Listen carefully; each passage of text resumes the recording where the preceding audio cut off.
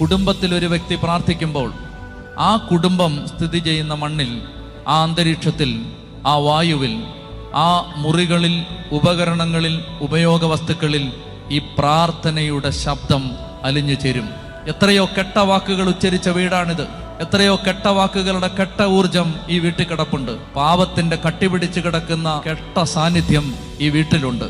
വീട്ടിൽ ഒരു വ്യക്തി ദൈവത്തെ ആരാധിക്കുമ്പോൾ, ദൈവാരാധന വീട്ടിൽ ഉയരുമ്പോൾ, ആ വീട്ടിൽ പ്രാർത്ഥന ചൊല്ലുമ്പോൾ, പ്രാർത്ഥനയുടെ ശബ്ദം അന്തരീക്ഷത്തിൽ നിറഞ്ഞിട്ട് ആ പ്രാർത്ഥനയുടെ ശബ്ദം അവിടെ അവശേഷിക്കുന്ന നെഗറ്റീവ് എനർജിയെ നീക്കം ചെയ്യും. അതായത് ഒരു തിന്മ പോകണമെങ്കിൽ നന്മ പ്രസരിക്കണം. ഇരുട്ടുള്ള മുറിയിലേക്ക് കയറി എത്ര തവണ നിങ്ങൾ ബന്ധന പ്രാർത്ഥന ചൊല്ലിയാലും ഇരുട്ട് പോവില്ല. ലൈറ്റ് ഇടണം. ഇരുട്ടുള്ള മുറിയിൽ ഇരുട്ട് പോകണമെങ്കിൽ തിരി കത്തിക്കണം, വെളിച്ചം ഓണാക്കണം എന്ന് പറഞ്ഞ പോലെ ഈ അന്ധകാരം മാറണമെങ്കിൽ ദൈവശക്തി